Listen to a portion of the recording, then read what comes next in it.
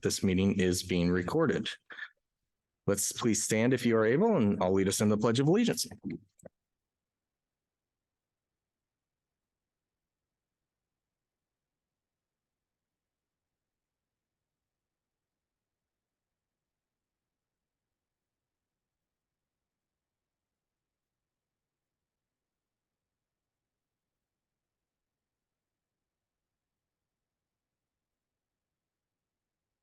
All right, thank you. I would like to introduce our board of directors that are with us tonight. We have Madeline DeMaitonon, Tasha Woods, myself, Mike Rowley. We're also joined by our superintendent, Troy Turno, and executive director of teaching and learning, Jennifer Kuntz, and executive director of finance and operations, Kim Snyder. So thank you for joining us. All right. Board, first action item is the consent agenda. We have had an opportunity to review these items individually and seek clarification from the district admin prior to the meeting. I would entertain a motion. I move that we approve the consent agenda. And I second. Tasha has moved that we accept consent agenda, and Madeline has seconded. Is there any discussion? Any questions? Okay, I'll call a vote. All those in favor? Aye. Aye. Any opposed? Any abstentions? All right. Consent agenda has passed. That takes us into business, and first item up, Troy, is resolution 19.11.23 certification of 2024 excise property taxes. Yeah, I will have Kim go through this. This is something that we need to do by the end of this month, and then she submits it so she can go through the explanation. Yeah, this is something that we have to do every year so that we can make sure that we can collect our taxes in the 2024 year. If you don't do this, you don't get to collect them. So it's pretty important that we look through this resolution. It is due to Kittitas County by November 30th. So I just wanted to make sure we got it on early in November in case we have any questions or anything like that. It's the same amounts that are in the budget that's already been adopted. So for our M&O or EPO levy, it's $10.2 million. That's what was in the budget. I did put an extra statement in our resolution this year, just in case we have to roll back any money that we're not able to legally collect based on our evaluation and what they come up with, what we can collect. That way they will just automatically do it and we won't have to come back to the board to ask to do that with rollback money.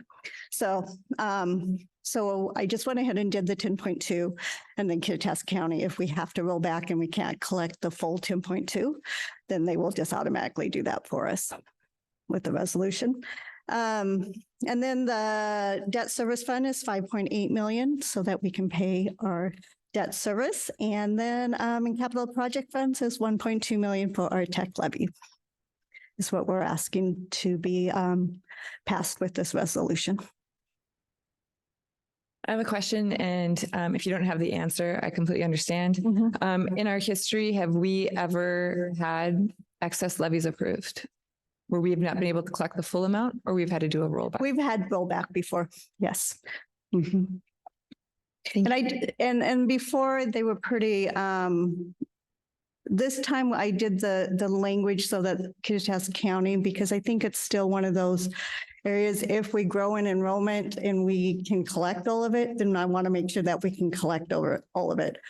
Right now it's showing based on our enrollment that we have some rollback, and so that we won't be able to collect the full 10.2, but or the full what we said for 10.2 for 2024. You have to remember we're fiscal years and calendar years. So there's different amounts in the budget based on that. Our budget's on a fiscal year and these are calendar years. But if usually in the past, we've known for sure where our enrollment, you're kind of pretty sure where that's ending up, but it's still, our enrollment's up and down still. So I just want to make sure that if we can collect the full amount, I want to make sure that we are able to do that.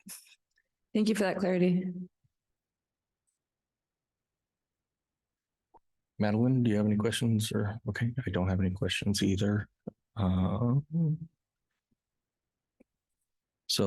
Yes, so this is an action board and I'd entertain a motion.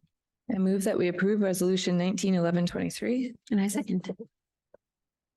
Tasha has moved that we adopt, he said adopt. Approve resolution 191123, and Madeline has seconded. Call a vote. All those in favor? Aye. Aye. Any opposed? Any abstentions? All right, resolution 191123 will pass. All right, that takes us on to the next item on our agenda, which is selection of firm for superintendent search.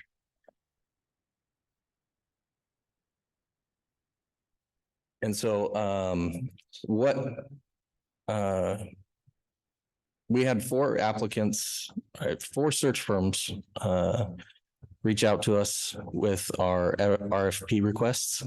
Tasha and myself met and kind of went through the 4 proposals and whittled it down to 2, and then held kind of interviews with them yesterday afternoon, where we interviewed, the McPherson and Jacobson and Northwest Leadership Associates.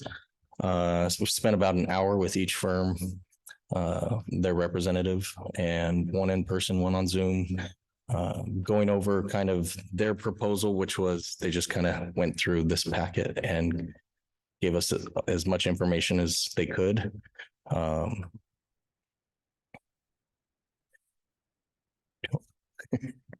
The framework that I went into for both days of work was affordability, locality, timeline, and the phases and services that they would do this with. And so that's how we got from the 4 to the 2. I do want to say from the very beginning of this conversation that our searching for an executive firm and voting on this tonight is not to be taken as the board's satisfaction or dissatisfaction with our interim superintendent. This is instead the process that we agreed to and laid out last spring and went into the interim superintendent with. It is continuing that process that we publicly voted on last spring. And so this is a way that is to have a process for an executive search, to acknowledge that the superintendent has of course, a large role to play in how the district is, and that is a large role in our community. And through this search, it will enable all of our stakeholders and constituents to have a broader voice in it than they were able to have in the interim, because that was a truncated timeline.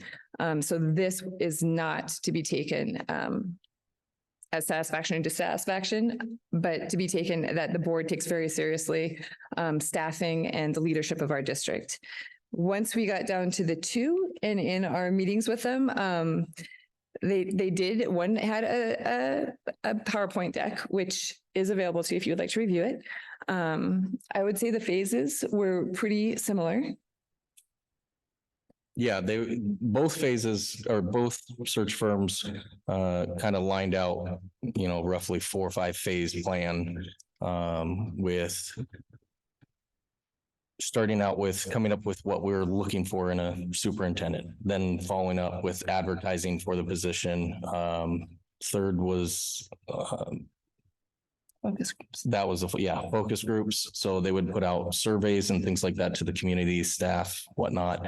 4th was finalizing candidates, and then 5th was like post-hire follow-ups and potential trainings or anything like that. One of the things that both definitely said the focus groups is a big part, so you get as many stakeholders and staff and faculty input and things like that. one firm did mention that we could kind of expedite. And so it would be a little cost saving if we did it. I want to review Lexi's notes because I can't remember if that excluded any focus groups or if it kept a survey, but not necessarily the focus groups. I can't remember that part.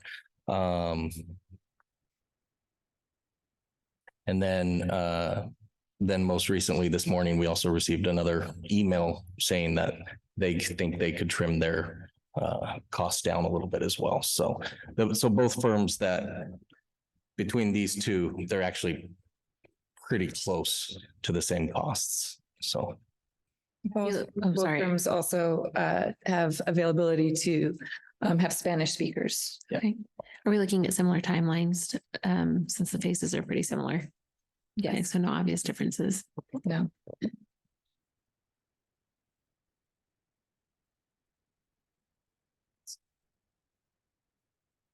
Were there any questions that you had?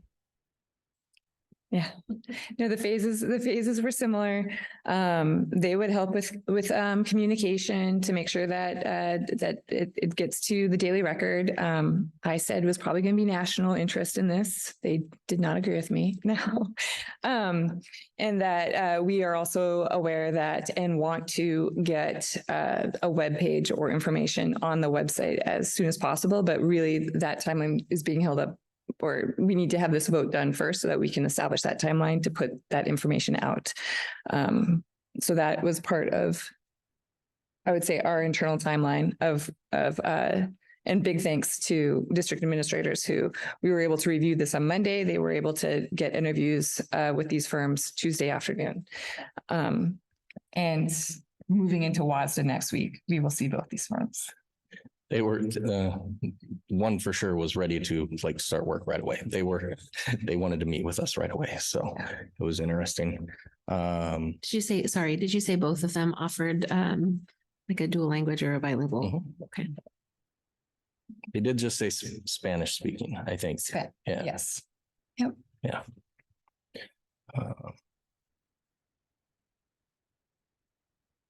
Did you feel like you have a recommendation that you would?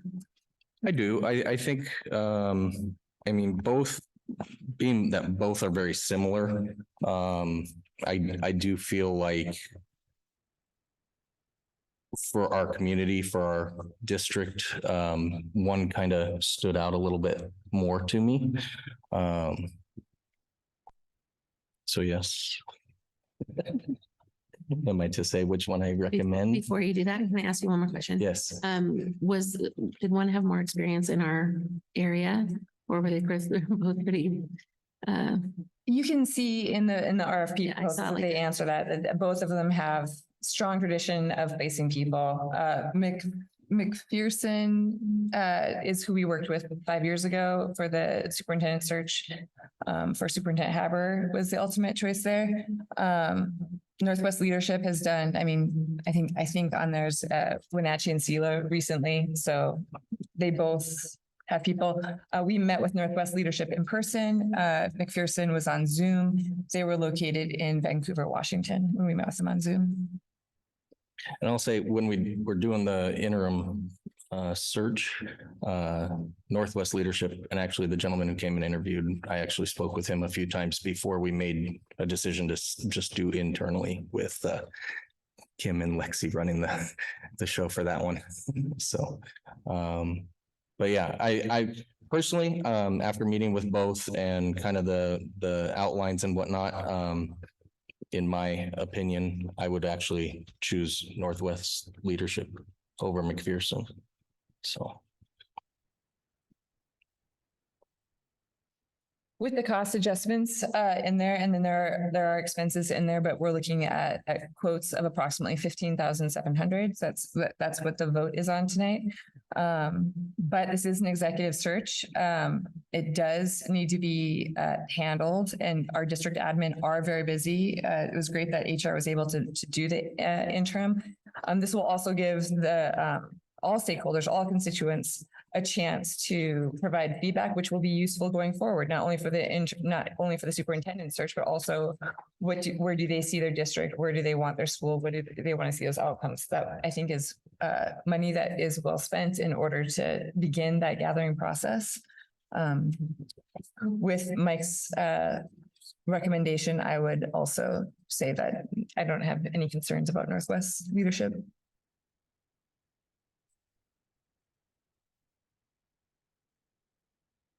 Didn't have any, I mean, neither of them kind of balked at the timeline that we are working with right now. Both thought it was doable and. Well, they are selling their services. Yes. Yeah, they are selling their Like, services. I mean, it was, No, because I got the impression, at our meeting that maybe it was getting. So Northwest leadership, he did go into it saying that we are right in the prime time to be doing this. There are, I think you mentioned two or three other open superintendent searches going on right now. And he seemed to be pretty positive that they could go with our timeline, if not. Okay. So I guess when I say, I mean, do you guys, given the timelines that they were talking about, does that seem reasonable to you from what both of them presented? Yes, to me. It seems reasonable, and it was the same sort of timeline that was in the superintendent search 5 years ago, 6 years ago. Okay. It lined up with that. The concern I think that we have voiced before is that the surveys and the focus groups, it does look like that would be in November, early January, which is just a difficult time for everybody, right? That's just a busy time. So how well attended or how they can get that information, but that is their job, and they are saying that they can do that. So no, they did not express concern as if they could not find candidates or bring candidates. They, Ellensburg is a great position. They were optimistic about it, and they were open to. Mike asked excellent questions and really led with the cost savings and the finance. So they were willing to talk about that, and they were both willing to price match. And then they do have a lot of information in these packets, but I mean, they both seem professional and they both have a track record. So if Mike has a recommendation and leans towards one, then I also feel comfortable supporting him on that.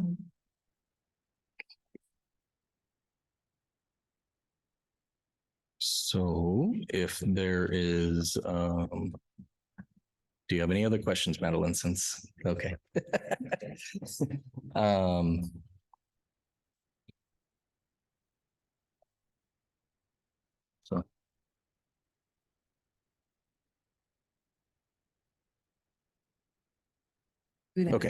So. Okay, so this is an action. And it is who we're selecting for the superintendent search. I will move that we decide to work with and sign a contract with Northwest Leadership Associates for the superintendent search. And I will second that. Tasha has moved that we use Northwest Leadership in our superintendent search, and Madeline has seconded. And I will call a roll call vote for this one. So I will go aye. Tasha? Aye. Madeline? Aye. All right. So we will be using Northwest Leadership and Associates for our superintendent search. Thank you, board. All right, that takes us into administration, and Troy, you are up. Yeah. All right. So we have our first study session topic. Mike and Tasha and I met last week to set the agenda. And so we have two areas tonight to go over in some depth. So our nutrition services program, Alexandra's here to go over that first. She's prepared a presentation, and I would just like to remind everybody, to feel free to ask questions as we go through this. The purpose of the study session is for Alexander to get to show off a little bit, but then at the same time for the board to ask a lot of questions and learn a lot about the program, develop our collective understanding of our programs. And so we'll be leading off with nutrition services. Oh, you're fine. You see it in the corner. Thinking about it.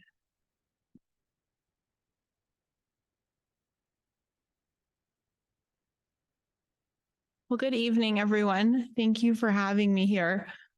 I'll just do a very broad overview of what we've been up to over the last year or so. So as Troy mentioned, feel free to interrupt me or ask questions.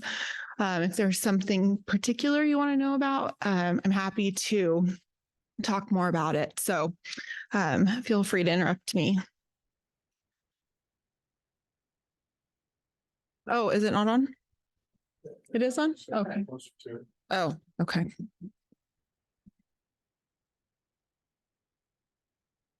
Is that better? Okay. Okay. Thanks, Leslie. You can go to the next slide.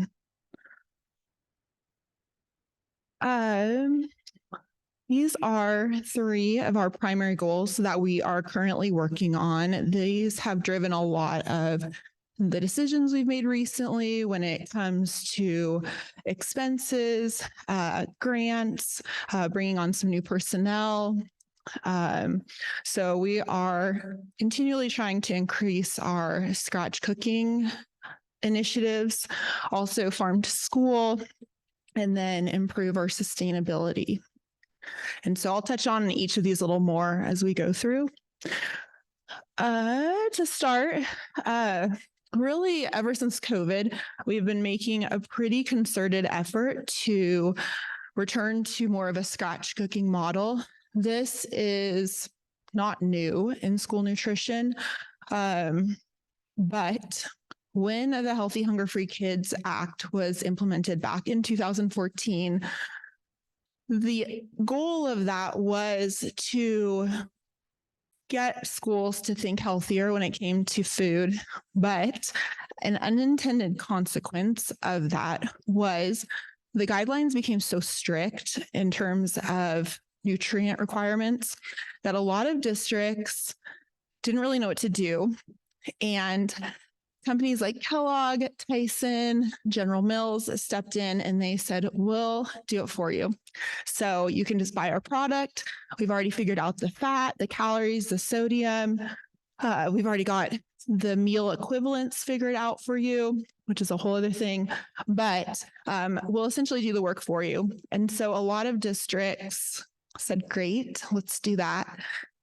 And they were kind of afraid of doing the scratch cooking because the new rules were so strict at the time.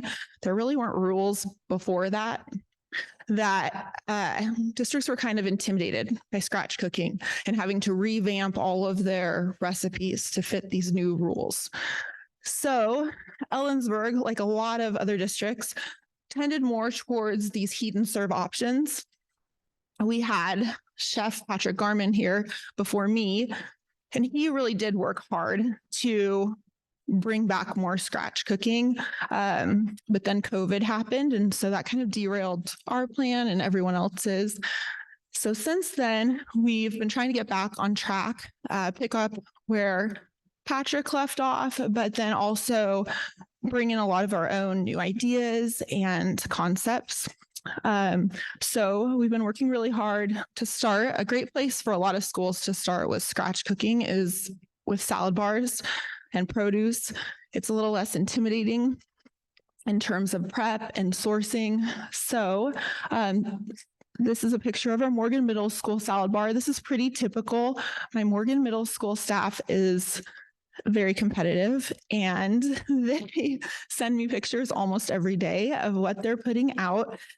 And this is also their hot bar below that, which we're doing kind of a self-serve model for students right now so that we can give them more choices and options. So if they don't want the meat, for example, with their nachos, they can decide not to have it. And then most recently, this was just last week on the right, we have been kind of starting to look at a lot of our heat and serve menu items and think of ways to revamp those so we can do them homemade. One of those was our quesadilla, which has always come as kind of a heat and serve frozen pocket.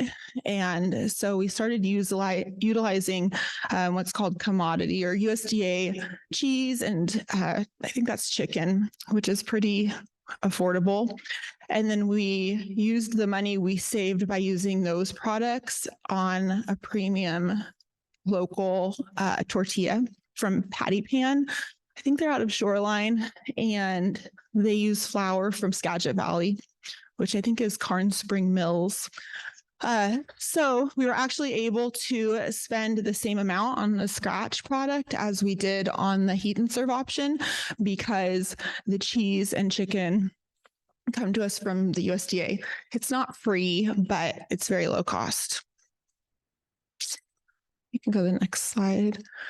Just some more examples of scratch cooking initiatives. This is a typical elementary school salad bar on the left. I believe that is Lincoln Elementary School. And then in the middle is our central kitchen cook, Laura.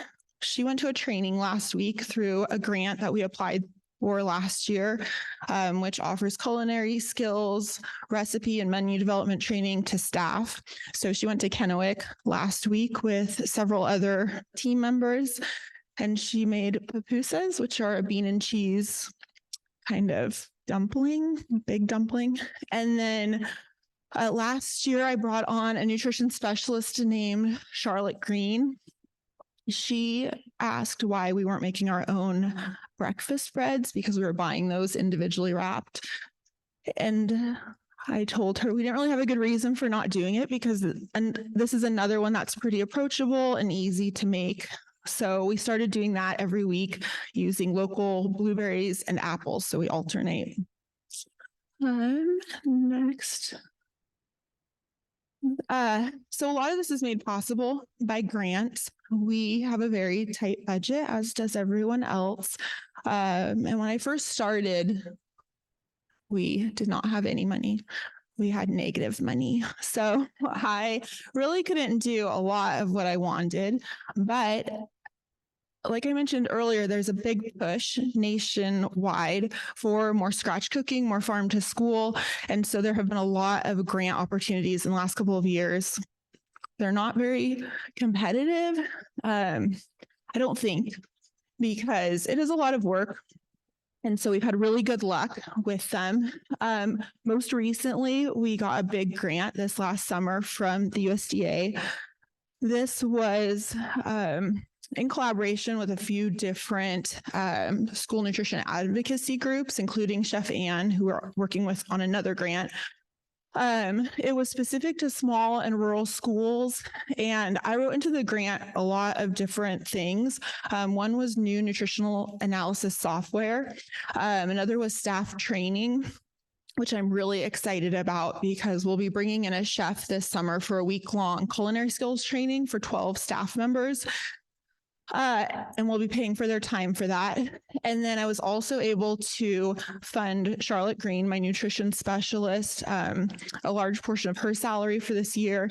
And 2 weeks ago, we hired a farm to school coordinator who will work on a temporary part-time basis for the next year, funded fully by this grant. And then we also, Charlotte and our farm to school coordinator, Jennifer Smith, who also works for Keene in the outdoor school, are working currently on a curriculum for 4th grade students for farm to school education in the schools. And we reached out to all the principals. They're really excited. 3 to 4 of them got back to us. And so we'll be starting that in January, February. We'll have a dietetic intern with us as well from Central for that. And we we set aside about $4,000 with this grant for that nutrition education. So we can buy food for taste testing. We can do some recipe development with the kids. We can buy supplies, art projects.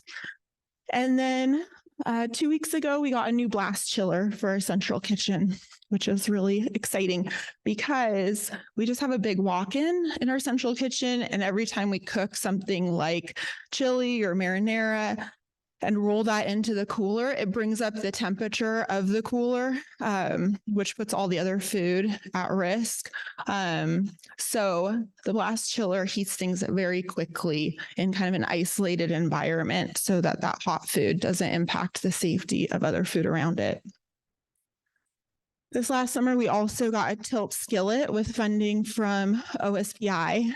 And last year, and the spring before, we got money from Washington State Department of Agriculture for local food purchases. And those are some of the companies that we purchased from. And then last year, we also were awarded participation and some funding with Chef Ann through her Get Schools Cooking program. That will also provide culinary skills training to my staff and some funding for new equipment. And then right now, we're also working with the USDA's Team Nutrition Co-op. This is in partnership with ESD 105. And this is not a pilot program. It's like a second phase pilot. But essentially, they identified at the ESD level that there really wasn't any support for nutrition in schools. And so they're starting to bring in some coordinators to work with us to offer technical support and training.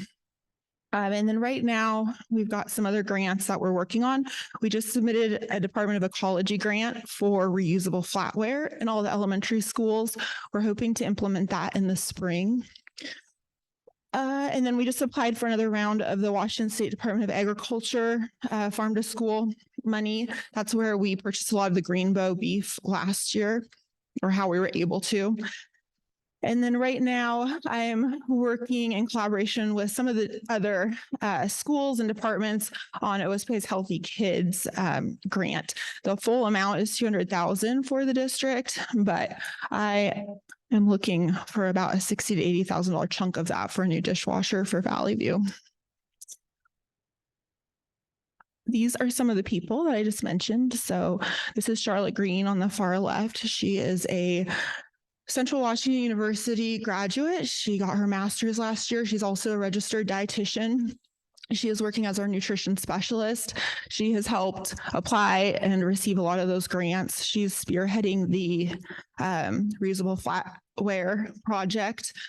And then that's the tilt skillet that Laura is making pasta in. So that's that piece of equipment we purchased this summer with OSPI's equipment funding. And then next to her is Jennifer Smith, our new farm to school coordinator. And then the last picture is of the blast chiller, which is that piece of equipment that just reduces the temperature of food very quickly. These are just some noteworthy things that have happened in our department over the last year or so.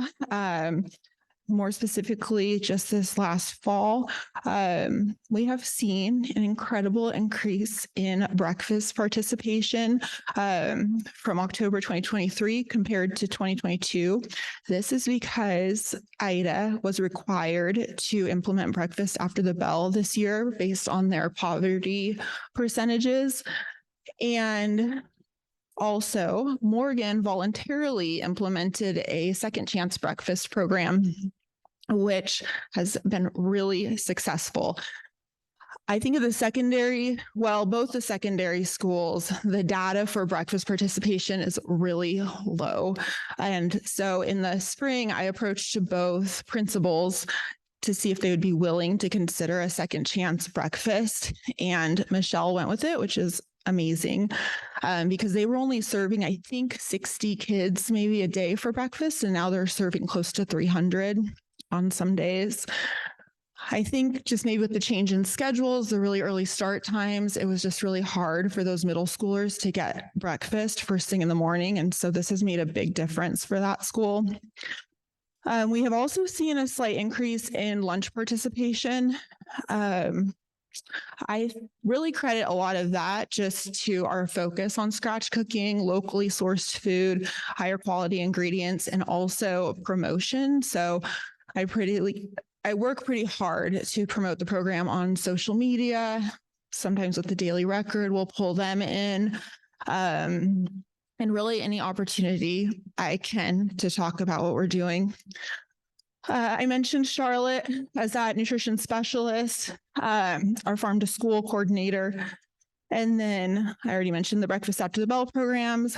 Most recently, we added a second entree to the elementary school menu. That's the first time I think that's ever happened here, at least in recent years. We always did one entree, which is problematic for a few reasons. Most notably equity, because you're basically telling children that rely on school meals that they only get one choice, whereas kids who get to bring lunch from home get to have more of a say in what they bring. And so that was one of the main drivers. The other one was vegetarian, having a vegetarian option every day. And then I can't remember what I was going to say about the last piece. But allergies. It actually also helps us with allergies. So we have a lot of milk, dairy, and egg allergies in the district. And so instead of having to come up with individual meal plans for all those students, we can just always make sure that there's something being served. And so we hope to kind of expand on this sun butter sandwich that we started implementing last week with some other choices. A little bit more on the farm to school. We work with Dagdagan out of Wapato. They brought us a lot of produce in the fall. Those are greenbow sliders in the middle with Fernandez Farms potatoes. Both Dagdagan and Fernandez were sourced at the farmer's market. Soon after Charlotte started, she took my business card and walked through the farmer's market and just handed it out and told farmers to call us if they wanted to work with us. And both of those farmers reached out to us, which was great. Fernandez is fully organic. They're amazing. They're very expensive, but we were able to purchase some things from them. And then Marianne is a new substitute of ours. She's a parent in the district as well. And she is processing green beans, which we have been roasting along with some other vegetables, and they've been really popular, which is fun. More examples of farm to school. We had some pimento peppers on our Mediterranean flatbread, which we do at the high school on Fridays. Kukas in the middle provides us apples every fall, and they're great, super sweet, hardworking people. And then we've had Greenbow in a few times to visit our cafeterias, interact with students, and Charlotte helped the kids put together a banner for them last year, which was really fun. This is just a brief snapshot on some of our sustainability efforts. So we were able, I think last fall, officially able to implement reusable trays at all of the elementary schools. Unfortunately, we had to pull back on this at Valley View because we don't have a dishwasher there right now. But Charlotte and the dietetic intern we had last year, we're actually looking at the effects of recess before lunch versus recess after lunch and how that impacted how much students ate. This was at Lincoln, and at the time they had one group of kids that had recess before lunch, and then the rest of the school had recess after lunch. And so we were comparing that group to the other groups to see if that recess before lunch group ate more. They didn't actually, but it was not a great study. Katie, who was our intern at the time, has to do a plate waste, part of her dietetic internship kind of objectives. It's usually pretty informal.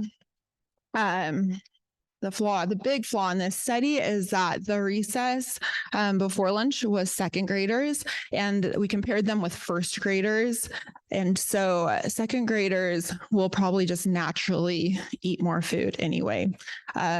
So it made it difficult to really compare apples to apples.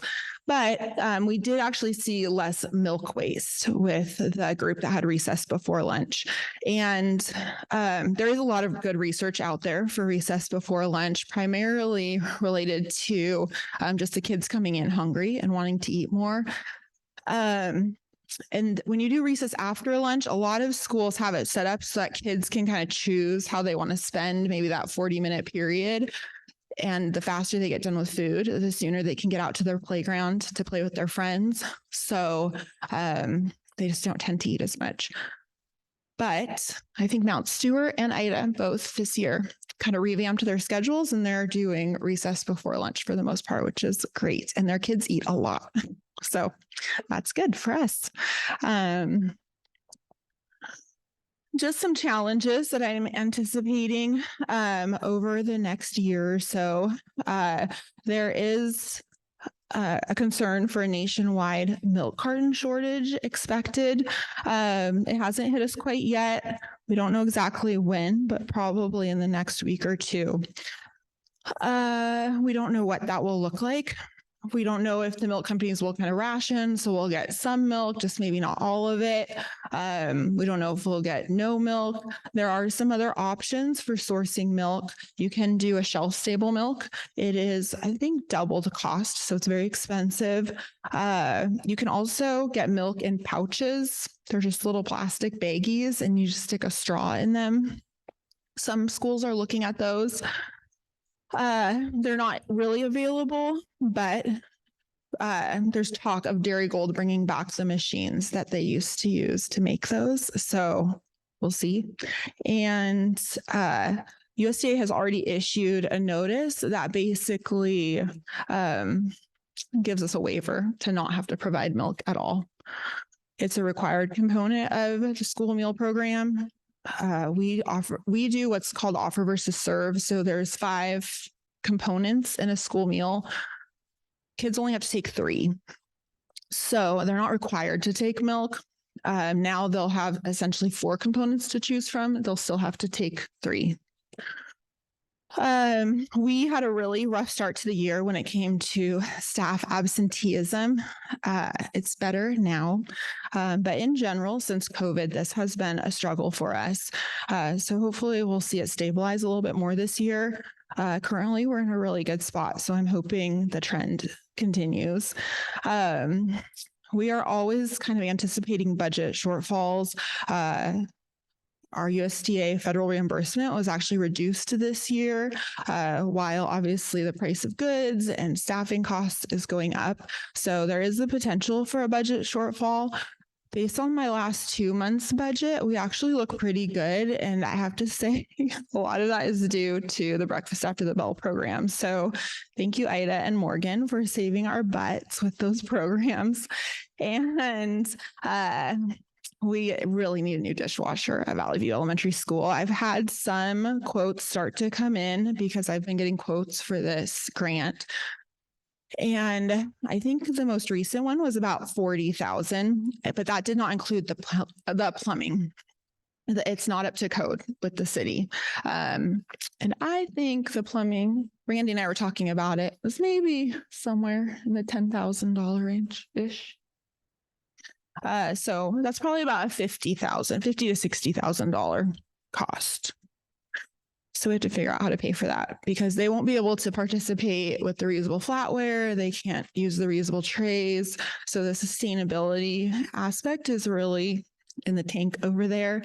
And then it does just kind of impact how much food processing and prep we can do at that site because we're always thinking about how many dishes they're going to make. And right now we just have a 3-compartment sink. So the staff are hand washing all of the dishes at Valley View. So that's that. Thank you very much, Alexandra. The farm to school scratch cooking and everything like that is amazing. I remember those square greasy pizzas as a kid, so the food looks amazing now. I guess my only question is with being so much fresh food, fruit, vegetables, foods that you guys are using for the scratch cooking, what's kind of your waste percentage? Are you seeing a lot more waste because of it, or are you seeing less waste for after lunches and things like that? And It's a really good question. We haven't actually analyzed that. It would be a great project for an intern or a research student from Central.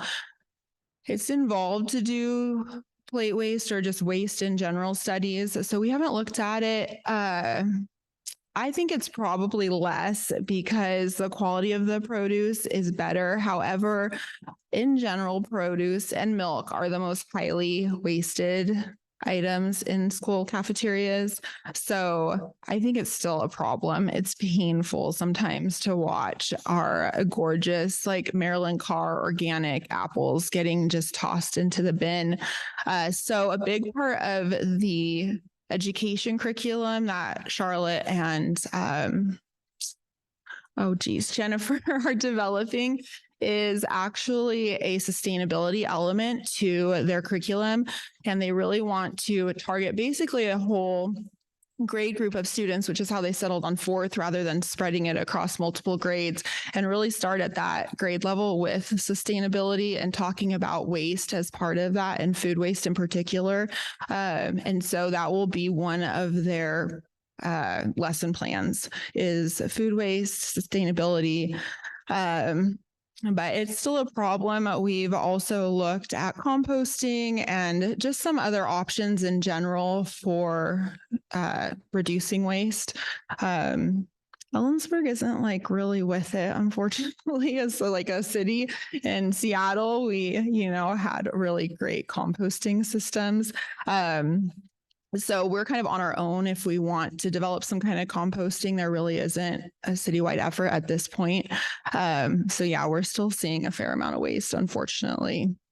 It would be good to know though, what it looked like prior to the farm to school.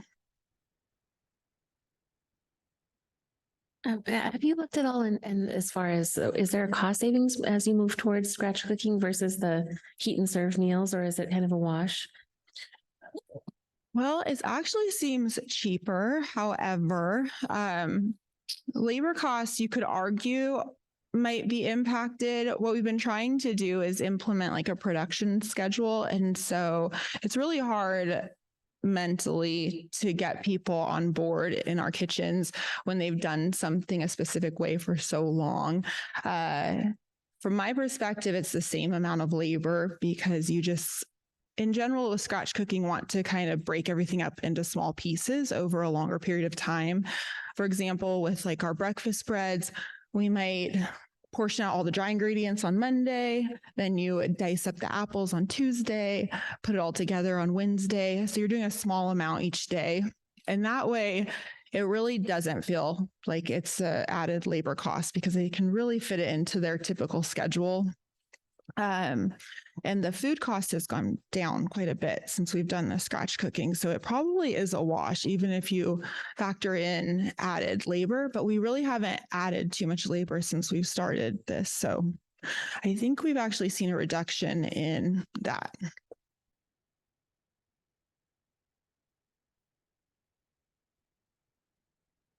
Thank you for sharing all this information. I want to call out the reusable trays and the work that's going on for the reusable utensils, because that was a very strong school board committee that came from the community that did that. And they had a great presentation and had done a lot of work on that. So it's great to hear that we've made movement on that. Another thing I want to give kudos to your department of including students in their daily lives, including fourth graders in that process of here's where your food comes from and here's a curriculum on it, and just making that connection from classroom to kitchen, because that is something that when we say the board ends of engaged citizens, or that will travel with them for the rest of their lives. And then in a community that is agricultural strength, we're making that connection to local producers also, and to making that visible in K-12 is exciting. And thank you for all of that extra work, because as you listed out where you've had to bring the system in of grants and extra staffing, and I believe that the payoff for our students is greater than that. So thank you for doing that work.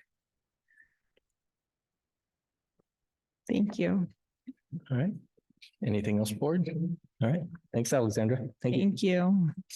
Thanks, Alexander. And I'd like just to add, I've told her this before, my 7th grade son moving into the districts, like would have never even looked at school lunch. But after about 2 weeks, he said, you know, school lunches look pretty good. And so then a couple of days later, it's like, how do I get one? Well, we'll get you a count. So it's from a kid that went through his first 6 years, would never even look at a school lunch, to having some school lunch at Morgan. It's good. It's very good. All right, next. So we've got facilities, and Randy's going to be talking about some of our facilities and maintenance. And the key, one of the things I was asked for was to talk about our preparation for HB 1257 and some of that stuff that's going on. It's not decided yet, but Randy's been doing a lot of work around it. So. Yeah, thank you for having me. I don't have as many pretty pictures of food as she does. I'm kind of hungry now. So as you guys remember, when I first came here, I gave you guys a presentation on our state's House Bill 1257, which is the Clean Buildings Performance Standard. These charts that she's putting up here, I don't have as many charts and stuff for them. I just got a couple, and we'll get to those here in just a little bit. But anyway, so when we had McKinstry come and give you the presentation, we talked about what our benchmarks were, what our EUI's target had to be. And during that time, we've been conferring with McKinstry and several other people in the industry, you know, and what we can do in the meantime. Start working towards this through our regular budget, you know, through our regular maintenance personnel. So some of the things that we've been doing is we've been training on our HVAC controls. Now, with all the new buildings, we have new upgraded controls for all of our HVAC. It controls everything from our outside air, from the CO2 in the room, to the temperatures, to, you know, recovering energy from heat going out and putting it back in buildings, all of that. So we had to learn how to navigate these systems. And the team that I have, which is actually our grounds maintenance team, they've been really hungry to learn this. It's amazing the hunger that they have to learn this technology, because it is something new and it's something different for them. They've never seen anything like it before. So through Siemens, with the new addition to the Zigo optics that we're getting with Lincoln, that came with some training. Well, we had a few faux pas with Siemens over this project, and I was able to parlay a whole lot more training with that to get them to make up for some of their faux pas. So what they're learning how to do is they're learning how to use the graphics and the information that they get on each of the points to diagnose what's going on with a piece of equipment. So the equipment that we have nowadays is far more complex than what, you know, used to. You had an air handler that had a fan that would pump air in, and you'd had a valve that opened water to, you know, to heat a coil. Well, it goes so much further beyond that, because now we vary the fans, we vary the amount of water flowing through the coils, we vary the amount of air that comes in, we monitor the CO2 levels in the classrooms. So they've all been learning how to read these graphics and decipher what those points are telling them, to be able to say, hey, you know, the temperature is too hot in this room, why? So they've been doing great. We've had 2 extensive trainings through Siemens. We just signed a performance contract with them, a maintenance contract, where we've got more training built in over the next 3 years, so we can continue that training. But they've been able to go in and decipher what's going on. You know, they know what the, you know, they didn't realize that because the CO2 levels in this room are above 900 and we get an alert that says, hey, it went up, what the system actually does to try to change that and bring it back down to the levels that we, you know, have in the parameters of the program. So they've really enjoyed learning how this all works. We're going through, we're checking all of our occupancy times, which is our schedules. We're finding they're all over the place. You know, some rooms are on 24 hours, some rooms aren't on all day long. Just over the years, people have gone in and they've changed things. They've changed some of the temperatures. You have to have what is known as a delta T, which is a difference between your cooling and your heating. Because if you have your heating temperature set at 70 degrees, but you got your cooling at 68, well, they're going to be fighting each other. In the wintertime, that's not so good, or in the summertime. So they're being able to recognize when they come across some of those things. So we're making all of those changes in all of those rooms. We're going through it room by room, piece by piece, making sure that they're, all of the controls are set. The set points are where they need to be. The spreads are where they need to be. Our energy codes right now tell us that we have to be between 68 and 73. 68 being heating, 73 being air conditioning. We're in one of the workshops that I went to this last October. Those energy codes are now going to be changing to 65 and 75. So those are some things that we're going to have to be working around, because those are not, we all know those aren't comfort levels for our classrooms. So that's, something that we'll have to work around. We're also making sure that all of our equipment is working properly. I'm teaching our crews how to properly do preventive maintenance on this complex equipment. They're going through and they're learning how, what a difference that a clean filter makes in energy reduction. Putting a clean filter in there makes that air that's been cooled get to the rooms a lot easier. It doesn't take as much energy to push it. So they're learning why we have to do that, not just how to do it, but why. So that's basically where they're at. As we're going through all of these, we're finding some of the commissioning programming that they put in here that they forgot to take back out when they were done commissioning. So they had what they call sampling programs written in that was still causing some of our buildings or our rooms not to operate like they should be. So we've been able to find some of those. And then making sure that we're getting all of our ASHRAE standard number 24, which is, set up by the health department and ASHRAE. So we have to have a certain amount of air changes per hour, to keep our CO2 levels down. The higher the CO2 levels, the drowsier everybody gets, gets stuffy and everything. So they do actually have a standard that we have to maintain. So that's what they call, testing and balancing. That's during the commissioning. Sometimes during that commissioning, when the commissioning agents are in there, they're doing other things. They forget to put them back into what the original spec was supposed to be, because they were doing some testing, they were doing some balancing, and they were, doing sampling. So we've been able to identify all of those areas. This is going to make a big difference, and I'll go into this further when we get into this chart on our energy bills. And feel free to ask any questions at any time. You can stop me. So in this last year, Kim sees my bills come through. We found several issues with the high school chillers this last year. They're getting to be almost 20 some years old now. The maintenance on those things have not been kept up like it should have. Either because somebody didn't know it needed to be done, whatever. But as we started going through these things, we found out that there was some major problems with those chillers. We found out there were some valves that weren't functioning, causing us to lose our refrigerant. So both of those units, between those two units, they hold, was it 460 pounds of refrigerant. We had 60 in one and 80 in another. So, there was 220 pounds of refrigerant, plus the labor to go through and change the valves. We had to put in some service ports because nobody had ever put any Freon in them before. So we had to put service ports so they could add that.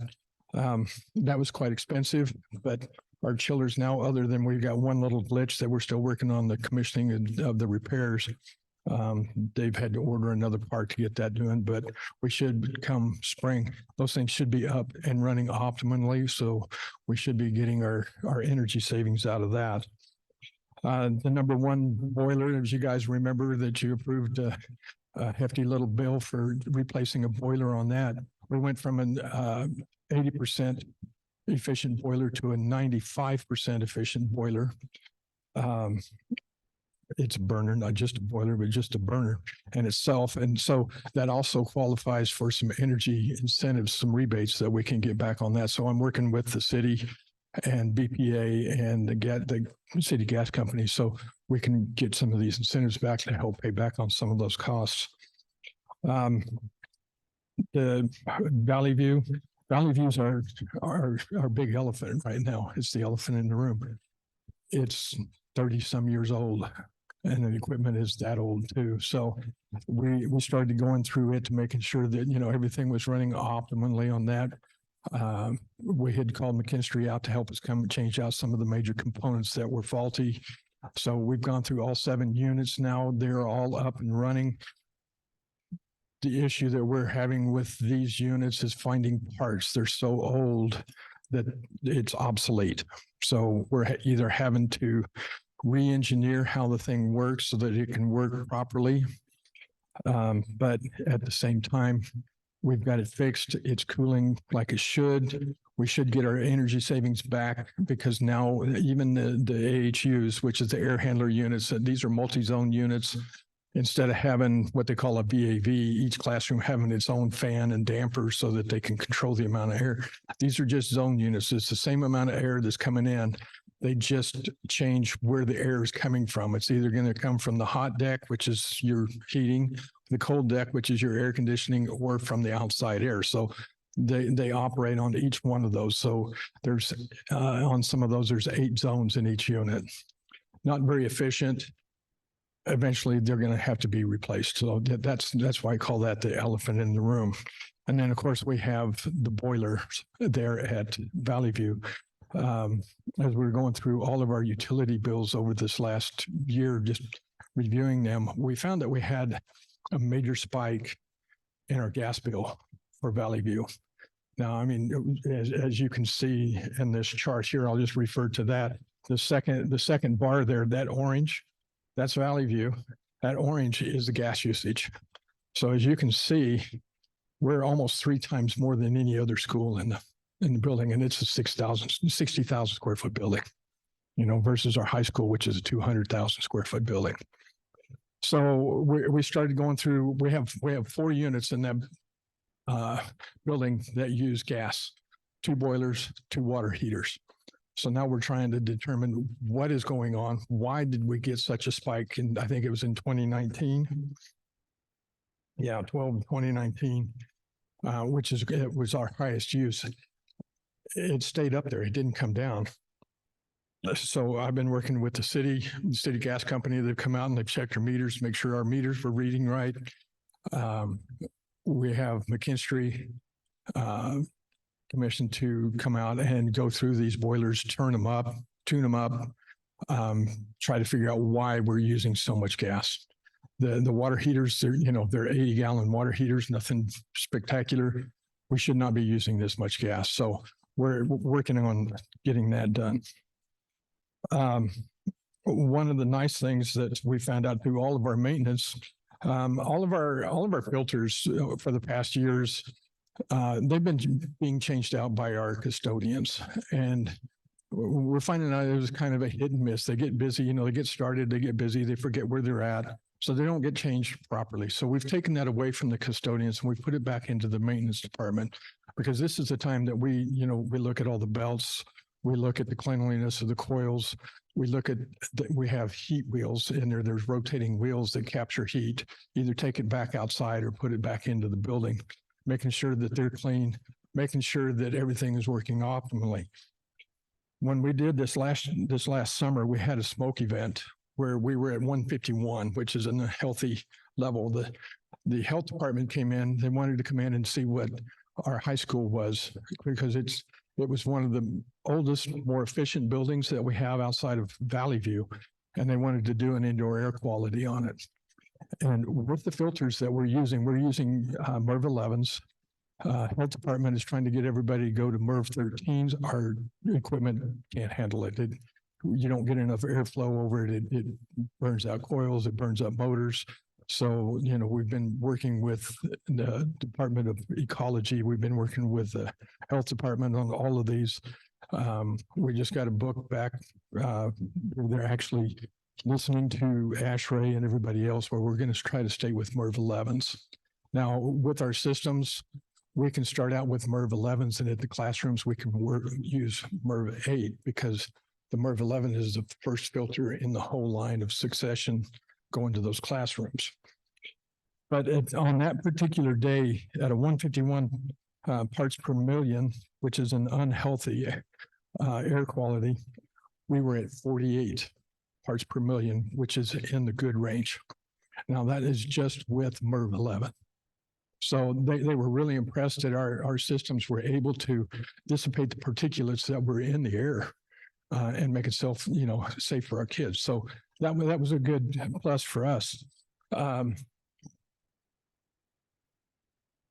That's one of the things that I guess that we in this part of the country, we really have to pay close attention to, because these wildfire smoke events are very unhealthy for people because it's the particulates. Now, the one thing that we can't do without putting charcoal filters in is remove the smell. Now, the smell may cause asthma problems, but at least the particulates aren't in there. The smell is not dangerous to most people. It's just annoying.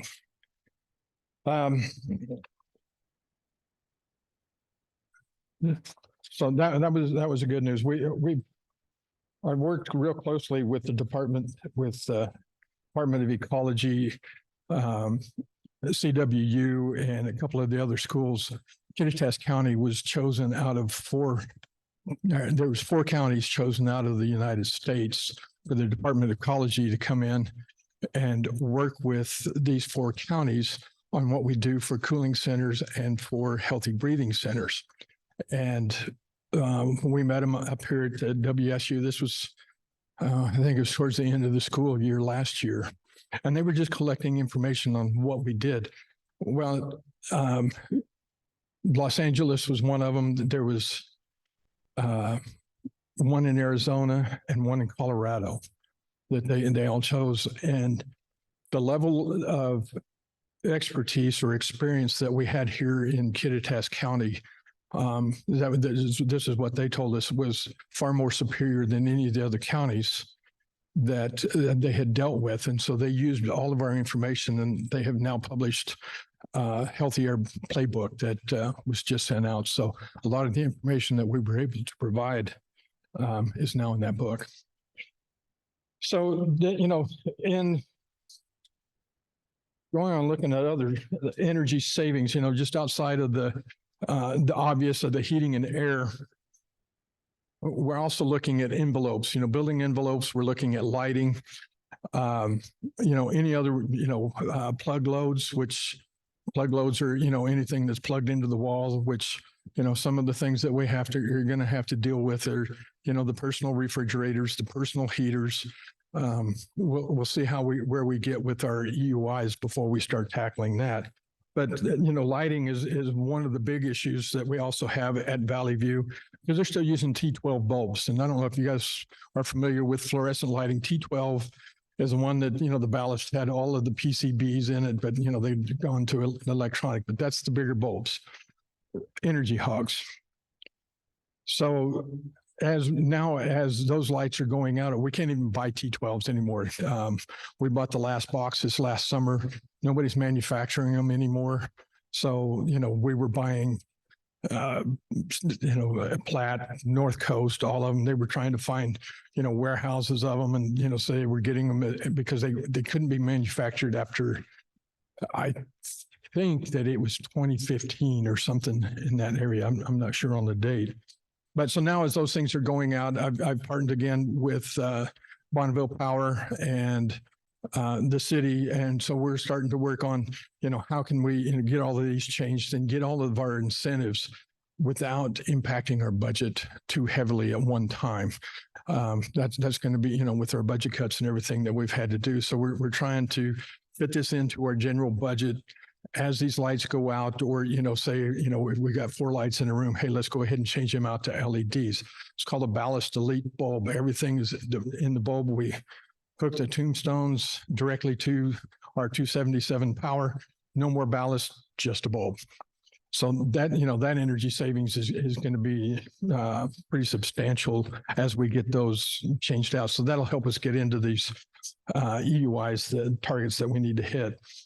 EHS still has a lot of T8s, which is the next generation of fluorescents. They're still expensive. They have been changing some of those out over time to the LEDs. And the middle school is mostly LED, but we still have some remnants of the old T8s in some of the older parts of the building. Some of the mechanical rooms down in the basement, a few other areas, but that's going to be an easy changeover. And then, of course, our parking lots. I'll give you an example. So our parking lots right now in the high school, I think we have 36 total lights in there. So with all of those lights right now, we have high pressure sodium in the majority of them. They have been changing a few of them out over to LED. But with those high pressure sodium, we're burning 245,000 amp hours every night when those things are on. Going to LED bulbs, we'll be going to 46,000 amp hours. So that's that's going to be a significant savings as we're changing those out. And that's one of the first steps that we're taking, because we've got so many of them that are out now. We're going to go ahead and replace them all for a small cost. And then we also get our incentives back from the utility companies to help us pay for some of those. And I haven't seen what those incentives are yet. I'm still working with them. But, when you go back, I'm going to refer to these charts now. So this is a chart that McKinstry had presented you guys last year, but I wanted to bring it back up because what you can see here is this blue line that's going across there. That's our energy target. That's our EUI target that we need to hit. Now, Ida Nason, this building here, we're just a couple of points over, and you'll see this in the next slide when we get there. We're just a couple of points over, I think, with the retro commissioning that we've just done. I think we're going to be under. So Valley View, again, as you can see, the orange is our gas usage. The gray is our electric.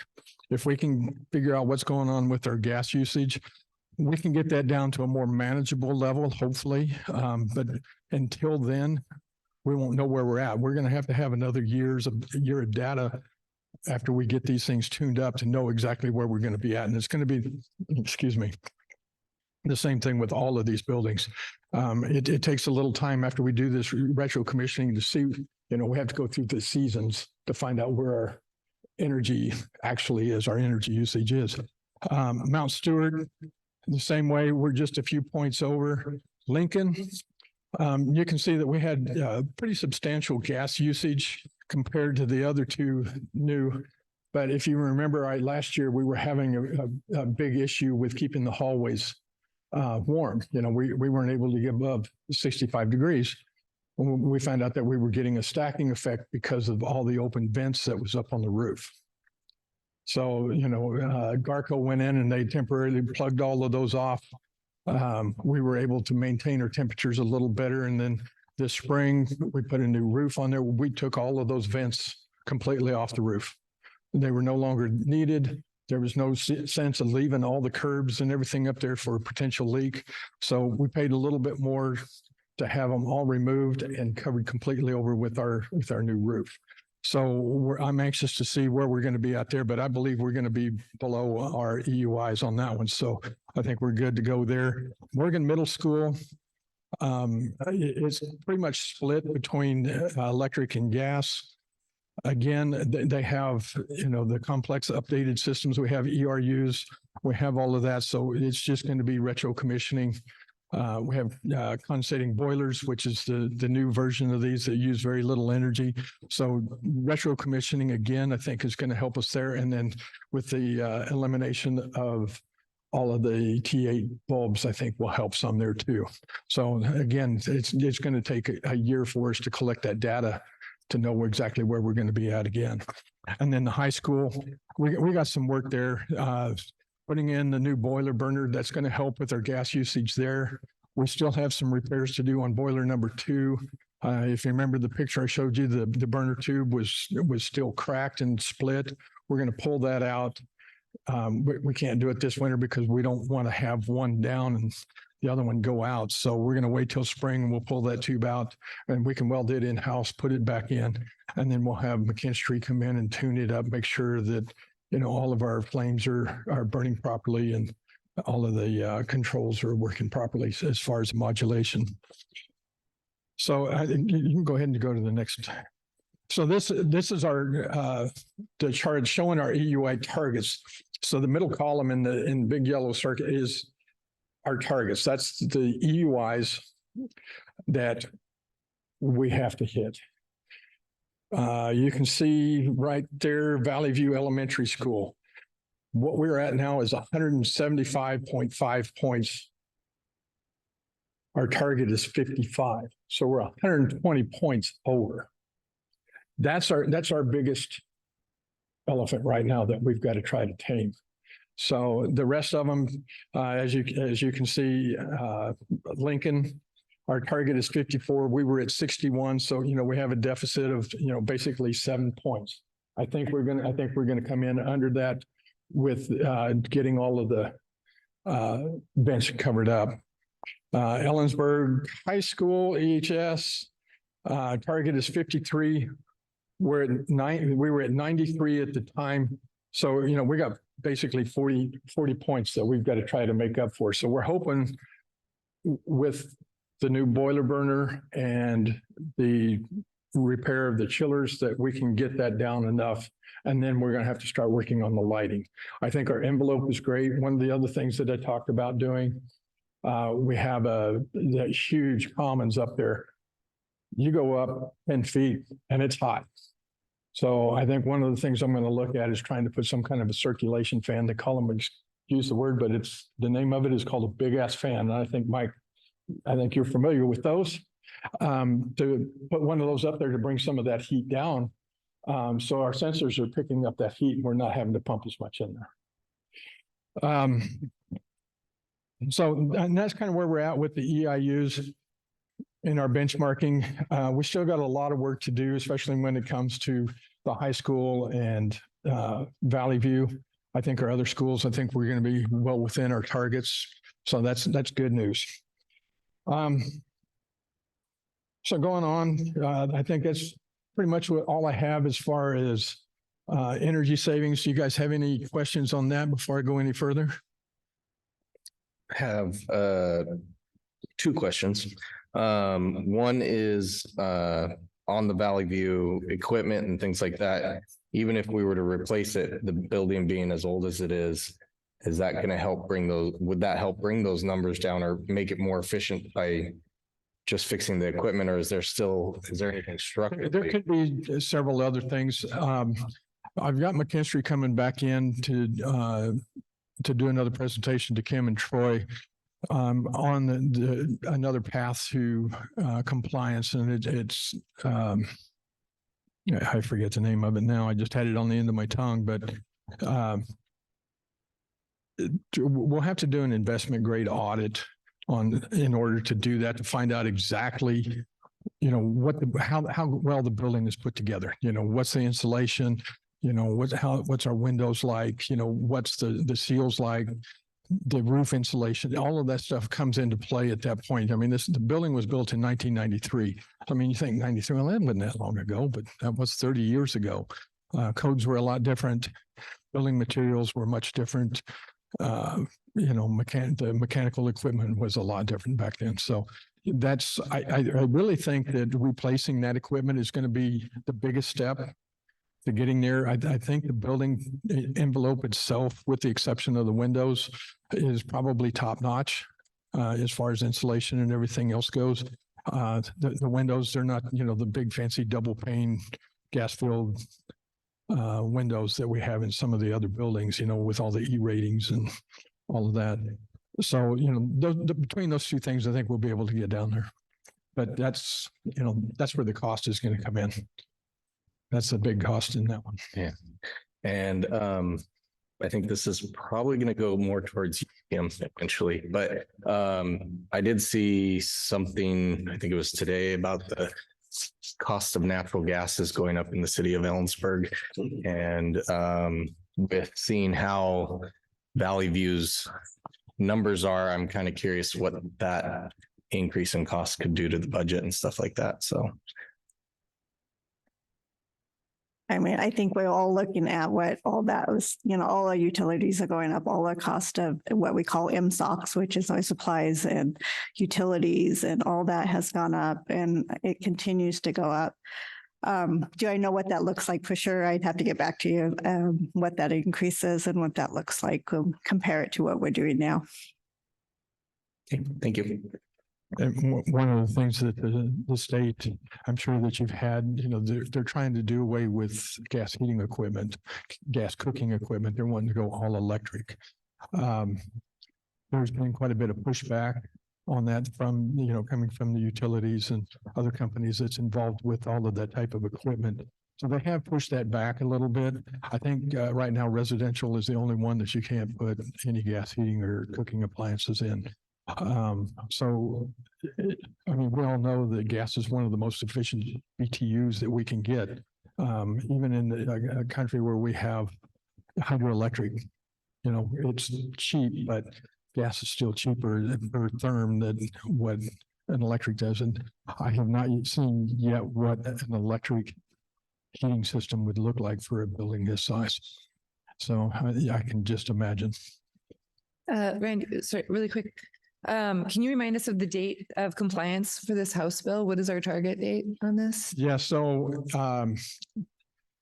the 200,000 square foot and above, which our high school is right at that level, is 2026. 100,000 to 200,000 is 2027, and then 50,000 and below, which would be all of our elementaries, is 2028. Now, that being said, that's the date of compliance. That's when we have to have all the data collected to present to the Department of Commerce that says, hey, we're in compliance. So we have to have everything in place and operating at that optimum efficiency for a year to present that data to them to show that we're in compliance. And can you tell me, am I understanding correctly that currently we are, or you are monitoring the air quality in all of our buildings? So our DDC system, it doesn't monitor the parts per million as far as particulates. What we do monitor is CO2.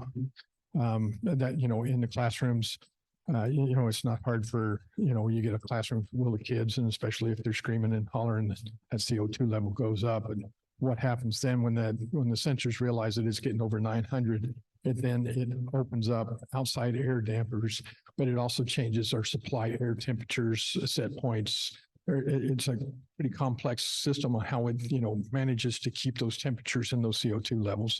But as far as particulates, we don't have anything on our systems to monitor that. Okay. And then thank you for sharing us this energy consumption. Because of this House bill, and I know there's feelings in all directions from it, it does sound like we will also see savings in our utility bills, right? This House bill is forcing us to do loosely an energy audit that it will show savings in the long run for us in utility. Yeah, so the savings, Leslie, can you go back to that last slide?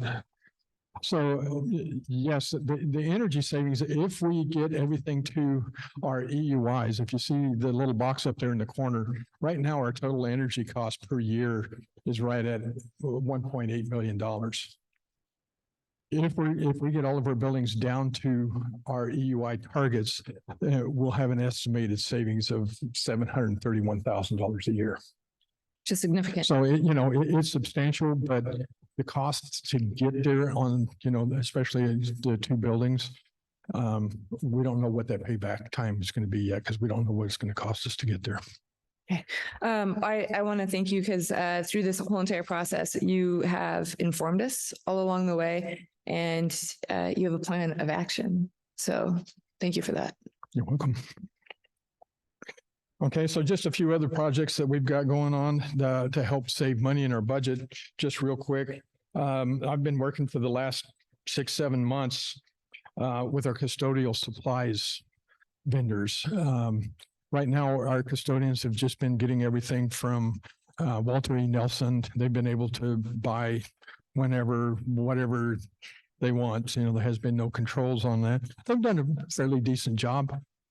But I also recognize the fact that we're not getting the best price because we didn't go out to bid on any of this. So I've gone out to KCDA, HD Supply, which is on an Omnia purchasing contract. And then, of course, Walter E. Nelson, who we've been getting, and they've been a great supplier. I don't have any complaints about their service or anything. Cost is the big thing. So I took several of our, what I call consumable items, toilet paper, paper towels, soap, can liners, and went out to all 3 of them and says, hey, you know, if I buy this in bulk, what kind of price can you get me without going into a contract? And a lot of these places, you know, they want you to go into a 3 or 4 year contract because they're going to give you all of your dispensers for free. So you just got to use that. So the nice thing about the government contracts, they're already bid. We don't have to sign a contract with them. I was able to come up HD Supplies, who we're going to go with, and we're going to start buying in bulk. We're going to store it and we'll deliver it each month to the buildings as it's needed. So we'll get the better pricing because we're buying in bulk, you know, more per order. Hopefully, you know, like 6 months at a time that we can get all of our toilet paper and paper towels, and then we'll deliver it once a month. So we're setting up that logistics with our delivery crew. I've talked to them. We've got somebody to put the orders together each month, you know, when they sent those in, and color-coded pallets so they know which building they go to. So in just a conservative estimate right now, I can save $5,000 to $8,000, but I think by the end of next school year, that it'll be much greater than that. So that's one of the areas that we're working on. We're going to standardize everything. Everybody's going to have the same bags. They're going to have the same gloves, the same toilet paper, the same soaps, the same floor cleaners, standardized across. And right now we've got, I like this one. I like this one. I like these gloves because they're heavier. Or, I buy these because they're really cheap, but, they go through 3 times as many because they come apart. So we're going to make sure that they have adequate equipment that's going to last them, as far as their PPE and everything. One of the standards that's coming out now is fentanyl-proof gloves that they might start making us start carrying because of the validity of everybody's got it everywhere. You don't know when you're going to pick up a dollar bill and get it. So anyway, that's one of the other things that we're doing.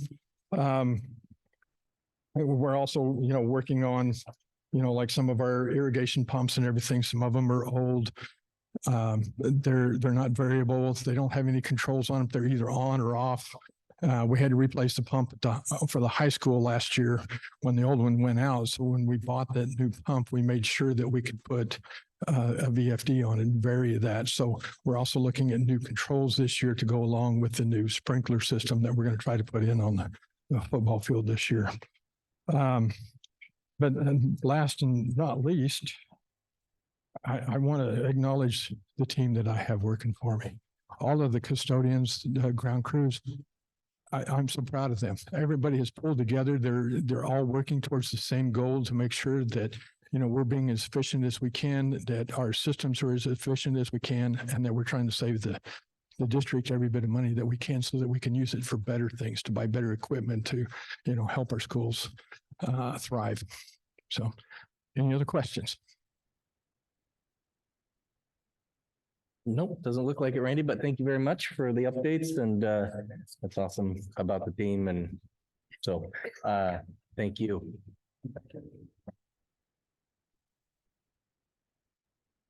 All right, thanks, Randy. Then we'll have just our next item, just a short review, just keeping you in the loop. We had our first dual language task force meeting this week. And so since it's something we've been talking about and want to keep the board informed, Jen's going to do just a quick overview of that meeting.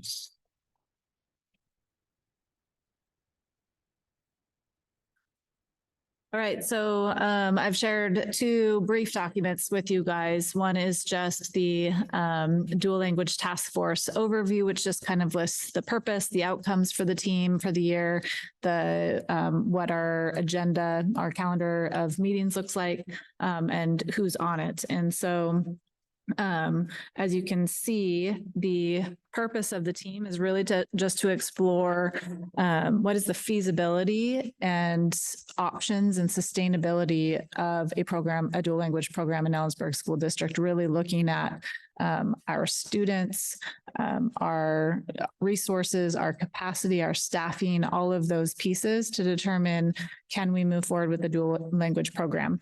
And so you'll notice that we are meeting monthly for the rest of the year. So it's one meeting a month for the rest of the year. And you'll see the agenda focus lists step 1, step 2, step 3. And those steps are from this document, starting a dual language program, which is OSPI's kind of simplified version of here are the basic steps that you need to take. I say basic, but it's actually very complicated. The steps you need to take to start a dual language program. So you'll notice there are 7 listed in OSPI. And this year, that team is really only focusing on step 1, 2, and 3. The initial looking at building that shared knowledge, developing a program mission, vision, and goals, which could shift if we actually were to move forward. We might want to revisit that and flesh that out and really solidify that. But it's tough to have a conversation about what we want dual language to look like in Ellensburg without having a common shared understanding about what would the goals of a program like that be. And then to really dig into our data to determine what could, since there are various program models of a dual language program, it can look many different ways, what could work for us in Ellensburg. So that's really the focus of the team, is just to kind of dig into that and to be able to make a recommendation for moving forward. And I would say that there were kind of 2 questions that surfaced from the group that I think are worthwhile to share here. One was someone mentioned that they were disappointed to see that there's not a, hey, we're doing dual and this group is going to help us know how to make it happen. They wanted stronger language about we're doing it. And so the answer there really is it is so complicated to make a program like this sustainable and fit within our current systems and capacities and staffing and all of that, that it is too early before we really dig into that with a various stakeholder group to determine for sure. But the message was, yes, the goal is we know dual language programs are by far the best model for our multilingual students. So we would like to make that happen in Ellensburg School District. And step 1 is to gather various voices to look at all those pieces and say, what does it look like for Ellensburg? And does that seem feasible and sustainable for us? And another question that surfaced was, do we have to do this? Is the state or somebody telling us we have to do dual language? And the response to that is no, there's a heavy emphasis for it at the state level. OSPI is pushing for dual language programs, wants to see every child have access to a dual language program. And additionally, there is pressure from our grant funding in terms of there are a few different models that they approve of in OSPI to give us grant funds to support our multilingual students.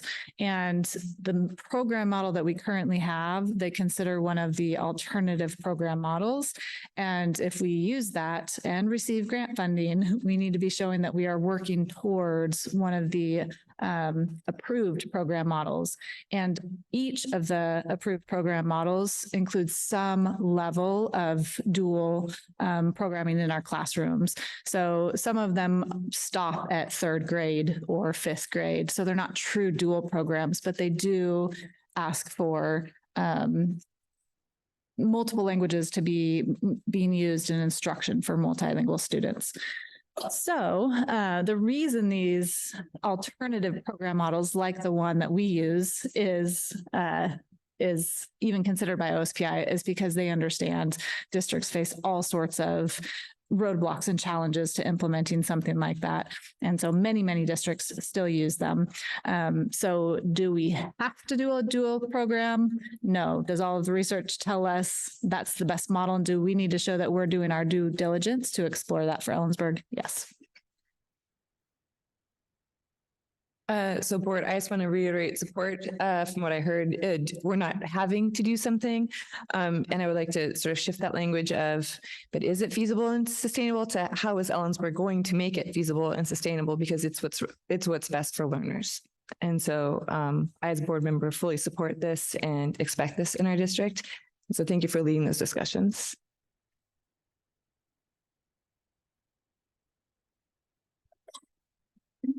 Board, anything else?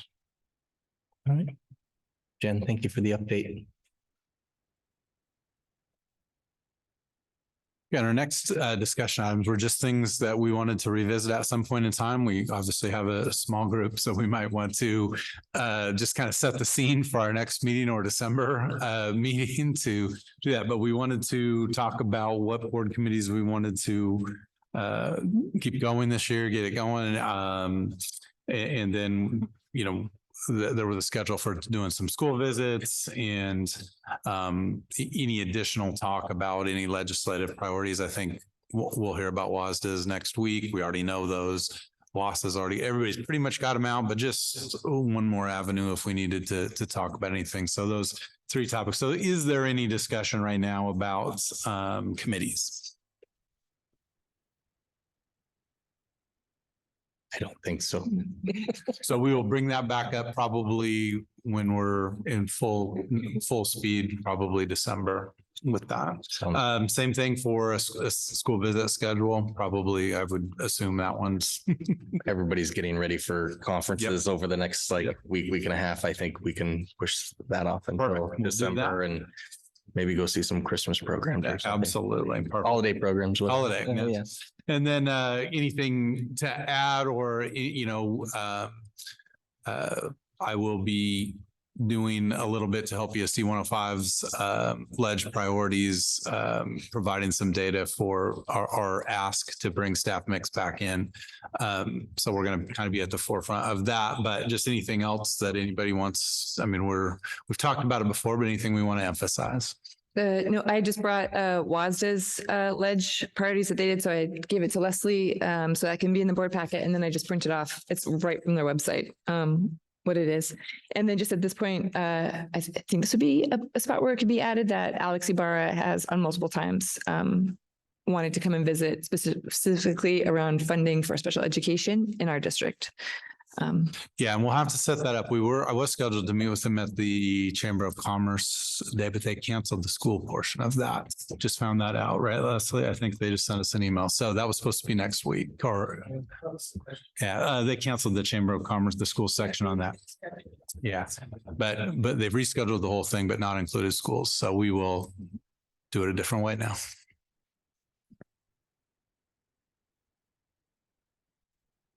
All right. Thank you. That will take us into public comment. And Leslie. I was just sharing my screen. It's quite all right. Can you get us set up for public comment, please? Okay.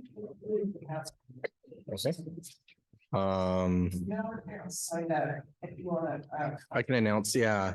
So no one in person has signed up for public comment. So if anybody on Zoom watching currently would like to sign up for public comment, individuals in person wishing to be heard by the board can add their names to the document in the Zoom chat box. If you are unable to do this, you may raise your hand or use the icon or emoji to show you're raising your hand for public comment, and we'll wait a second.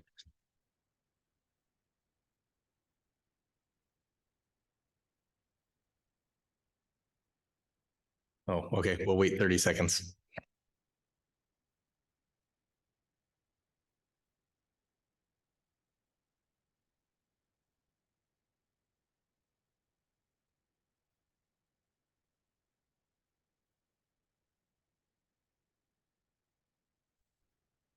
All right, so public comment is closed for tonight.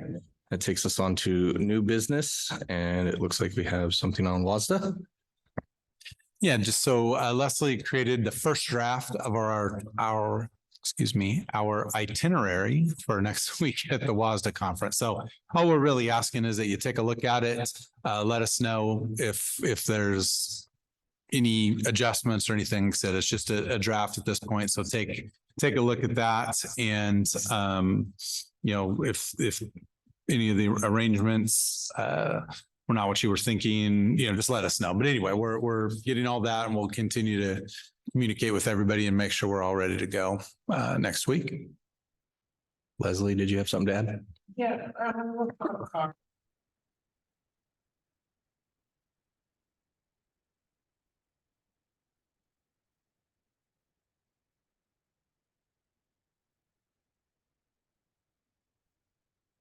So, and Leslie, can you confirm which of us have to go through the required training? Like, do we have, is everyone certified for the open public records? I believe most of us have our certifications in. I think they're 2 years that they last. And then not right now, but just when we are there and we have to read our itinerary, because the required training last year also was difficult to get into for I believe it's diversity and inclusion. And so we had to get our certificates for that. And so I'm not sure if everyone on the board has that or is aware of that. The only thing I'm able to sign up in advance is the conference proper and the pre-conference sections. Do we have on file our training certificates for open public records? The onboard training certificates. It's the open public, the open government training. Like we have to go through and be certified.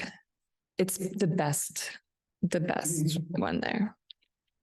To my knowledge, we don't. Okay. So we'll look. Okay. Sounds like. Yeah, because we had to like sign and yeah. Okay. More stuff for you, Madeline. Yeah. And there's Okay. a long line to get into.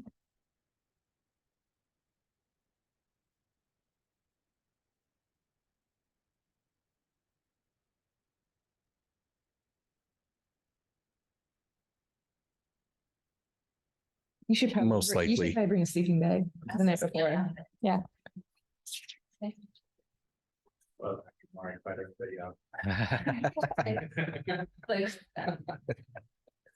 All right, thank you for the itinerary. So, I already confirmed with Leslie, there is some signing of documents. And takes us to adjournment. I would entertain a motion to adjourn. I'll move that we adjourn. Madeline has motioned that we adjourn, and Tasha has second. Thank you all. Have a good night. We are adjourned.